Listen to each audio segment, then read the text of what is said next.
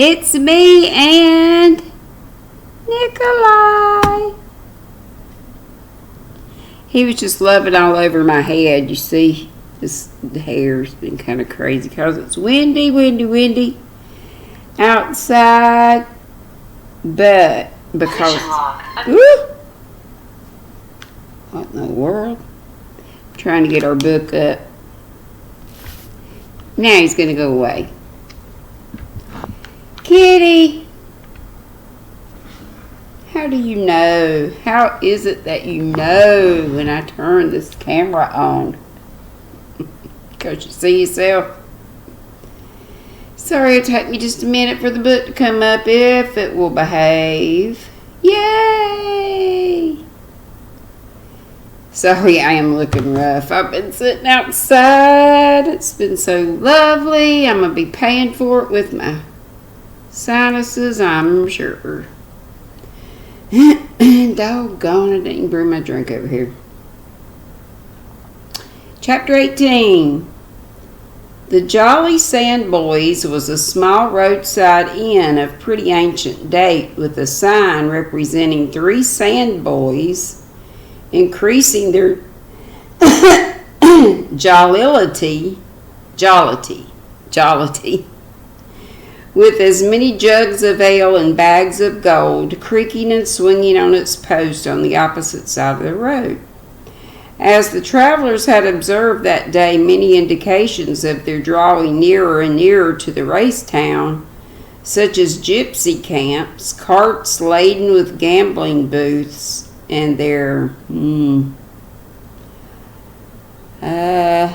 appurtenances, itinerant showmen of various kinds, and beggars and trampers of every degree, all wending their way in the same direction.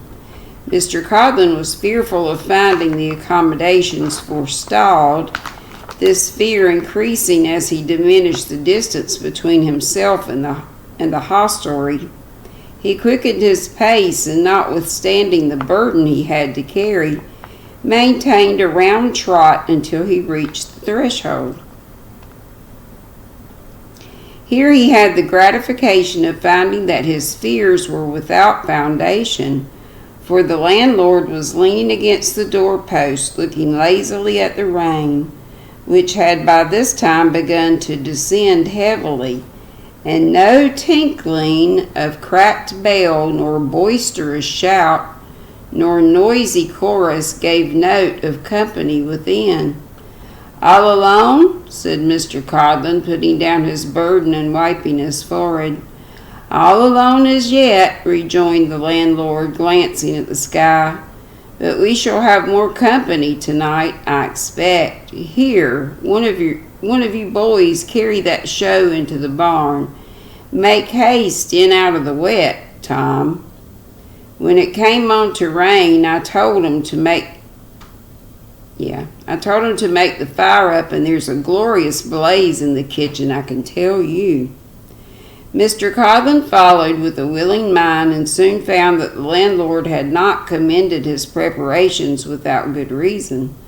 A mighty fire was blazing on the hearth and roaring up the wide chimney with a cheerful sound, with which a large iron cauldron, bubbling and simmering in the heat, lent its pleasant aid to swell.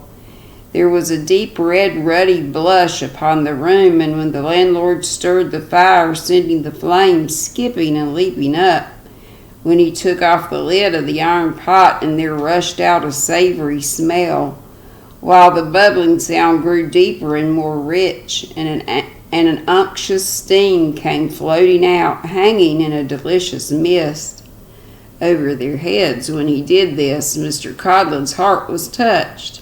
He sat down in the chimney corner and smiled. Mr. Codlin sat smiling in the chimney corner, eyeing the landlord as with a roguish look he held the cover in his hand, and feigning that his doing so was needful to the welfare of the cookery, suffered the delightful steam to tickle the nostrils of his guest. The glow of the fire was upon the landlord's bald head, and upon his twinkling eye, and upon his watering mouth, and upon his pimpled face, and upon his round, fat figure. Mr. Codlin drew his sleeve across his lips and said in a murmuring voice, "What is it?" "It's a stew of tripe," said the landlord, smacking his lips. Tripe's intestines, isn't it? "And cow heel," smacking them again, "and bacon," smacking them once more, "and steak," smacking them for the fourth time, "and peas, cauliflowers, new potatoes, and sparrow grass, all worked up together in one delicious gravy." Having come to the climax, he smacked his lips a great many times, and taking a long, hearty sniff of the fragrance that was hovering about, put on the cover again with the air of one whose toils on earth were over. "At what time will it be ready?" asked Mr. Codlin faintly. "It'll be done to a turn," said the landlord, looking up to the clock. And the very clock had a color in its fat white face, and looked a clock for jolly sandboys to consult. "It'll be done to a turn at 22 minutes before 11. "Then," said Mr. Codlin, "fetch me a pint of warm ale, and don't let nobody bring into the room even so much as a biscuit till the time arrives. Nodding his approval of this decisive and manly course of procedure, the landlord retired to draw the beer, and presently returning with it, applied himself to warm the same in a small tin vessel, shaped funnel-wise for the convenience of sticking it far down in the fire and getting at the bright places. This was soon done, and he handed it over to Mr. Codlin with that creamy froth upon the surface, which is one of the happy circumstances attendant on mulled malt.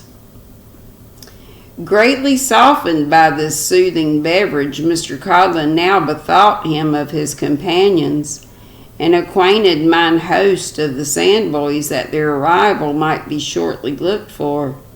The rain was rattling against the windows and pouring down in torrents, and such was Mr. Codlin's extreme amiability of mind that he more than once expressed his earnest hope that they would not be so foolish as to get wet.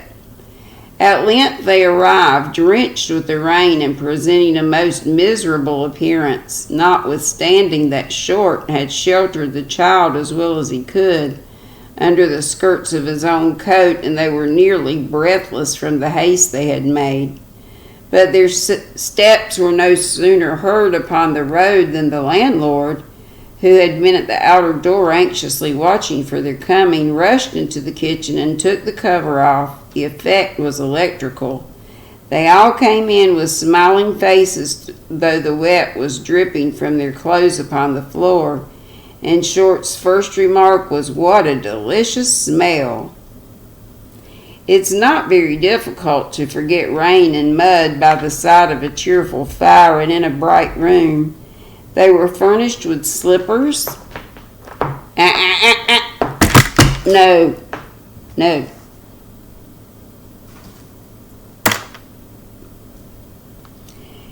And dry garments as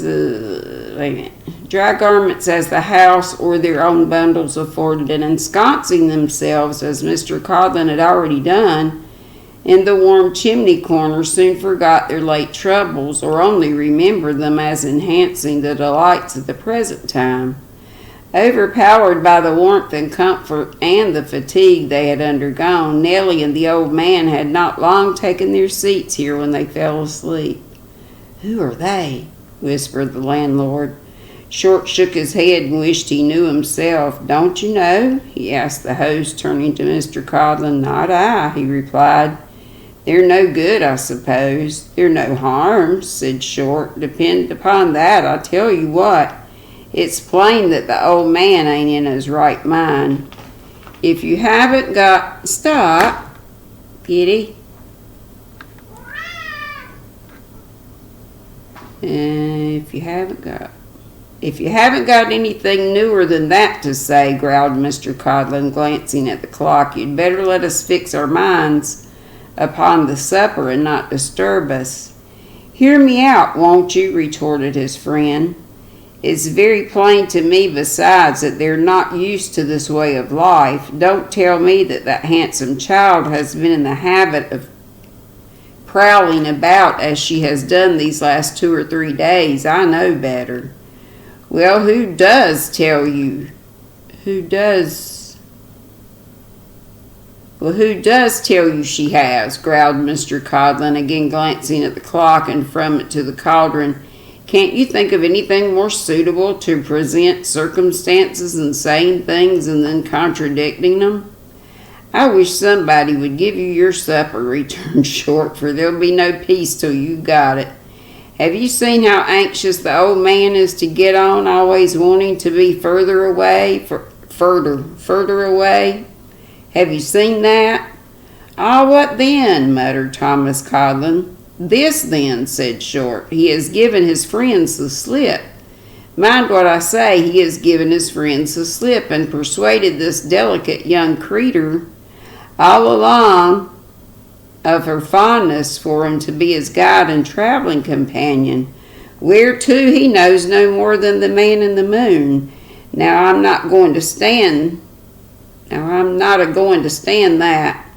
You're not a-going to stand that, cried Mr. Codlin, glancing at the clock again and pulling his hair with both hands in a kind of frenzy, but whether occasioned by his companion's observation or the tardy pace of time, it was difficult to determine. Here's a world to live in. I, repeated Short emphatically and slowly, am not a-going to stand it. I'm not a-going to see this fair young child a-falling into bad hands and getting among people that she's no more fit for than they are to get among angels as their ordinary chums. Therefore, when they develop an intention of parting company from us, I shall take measures for detaining of them and restoring them to their friends, who I dare say have had their disconsolation pasted up on every wall in London by this time. Short, said Mr. Codlin, who with his head upon his hands and his elbows on his knees had been shaking himself impatiently from side to side up to this point and occasionally stamping on the ground, but who now looked up with eager eyes. It's possible that there may be an uncommon good sense in what you've said. If there is, then there should be a reward. Short, remember that we're partners in everything. His companion had only time to nod a brief assent to this position, for the child awoke at the instant. They had drawn close together during the previous whispering and now hastily separated and were rather awkwardly endeavoring to exchange some casual remarks in their usual tone when strange footsteps were heard without and fresh company entered. These were no other than 4 very dismal dogs who came pattering in one after the other, headed by an old bandy dog of particularly mournful aspect, who, stopping when the last of his followers had got as far as the door, erected himself upon his hind legs and looked around at his companions, who immediately stood upon their hind legs in a grave and melancholy row.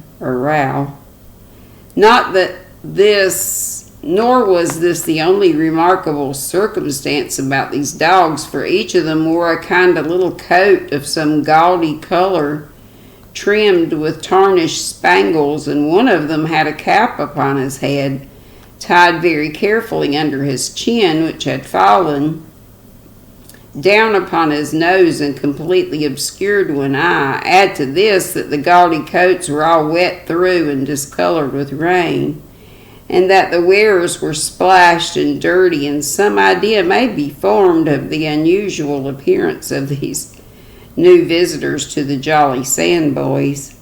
Neither Short nor the landlord nor Thomas Codlin, however, was in the least surprised, merely remarking that these were Jerry's dogs and that Jerry could not be far behind. So there the dogs stood, patiently winking and gaping and looking extremely hard at the boiling pot, until Jerry himself appeared, and they all dropped down at once and walked about the room in their natural manner. This posture, it must be confessed, did not much improve their appearance, as their own personal tails and their coat tails, both capital things in their way, did not agree together. Jerry, the manager of these dancing dogs, was a tall black-whiskered man in a velveteen coat, who seemed well known to the landlord and his guest, and accosted them with great cordiality, disencumbering himself of a barrel organ which he placed upon a chair, and retaining in his hand a small whip wherewith to awe his company of comedians. He came up to the fire to dry himself and entered into conversation. "Your people don't usually travel in character, do they?" said Short, pointing to the dresses of the dogs. "It must come expensive if they do." "No," replied Jerry, "no, it's not the custom with us, but we've been playing a little on the road today, and we come out with a new wardrobe at the races, so I didn't think it worthwhile to stop to undress. Down, Pedro." This was addressed to the dog with the cap on, who, being a new member of the company and not quite certain of his duty, kept his unobscured eye anxiously on his master, and was perpetually starting upon his hind legs when there was no occasion, and falling down again. "I've got an animal here," said Jerry, putting his hand into the capacious pocket of his coat, and diving into one corner as if he was feeling for a small orange or an apple or some such article. "An animal here what I think you know something of, Short." "Ah," cried Short, "let's have a look at him." "Here he is," said Jerry, producing a little terrier from his pocket. He was once a Toby of yours, warn't he?" In some versions of the great drama of Punch, there is a small dog, a modern innovation supposed to be the private property of that gentleman, whose name is always Toby. This Toby has been stolen in youth from another gentleman and fraudulently sold to the confiding hero, who, having no guile himself, has no suspicion that it lurks in others.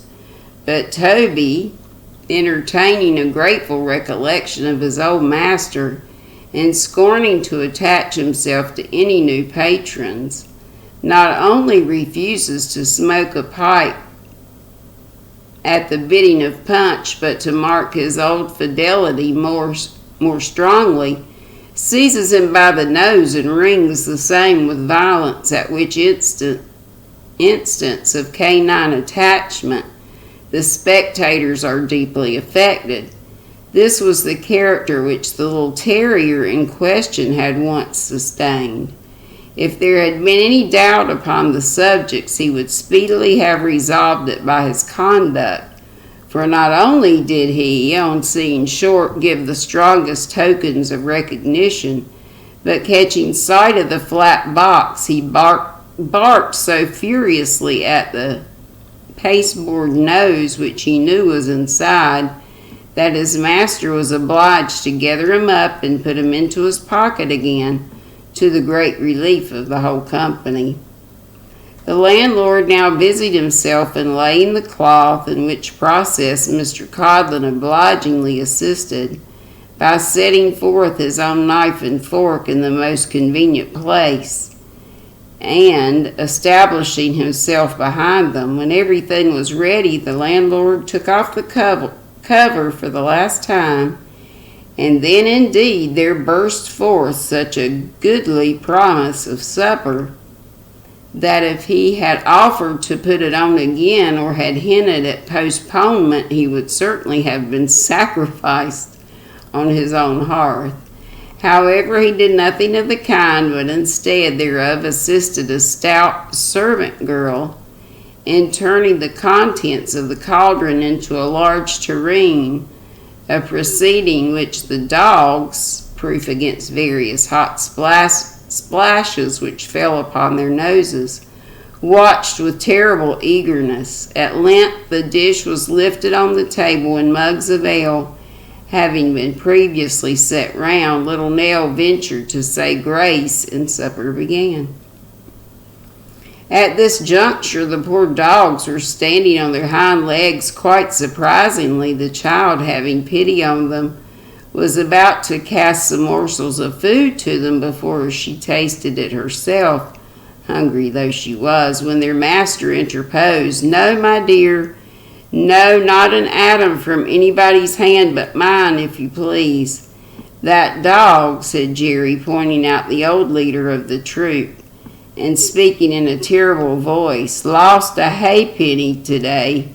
He goes without his supper."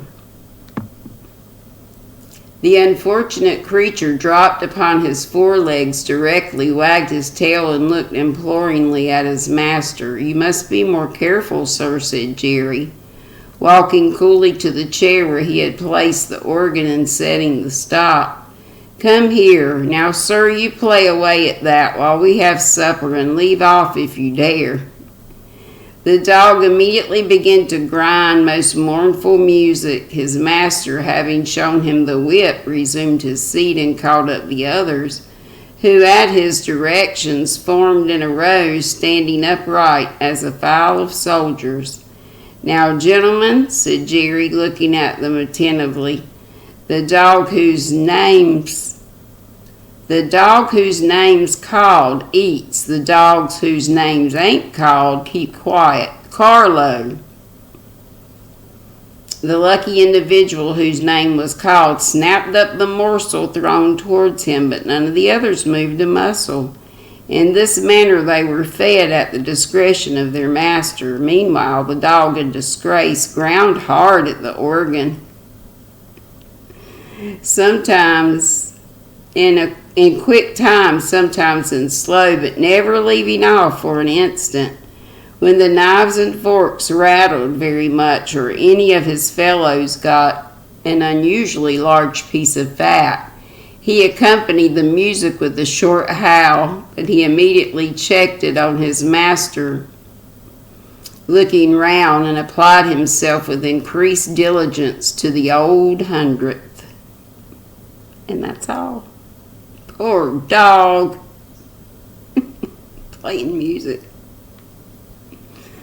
That's it. And then we'll be at chapter 19. Hopefully tomorrow. Y'all be sweet. Don't be ugly. See you tomorrow. Don't forget. Giveaway. These two beauties.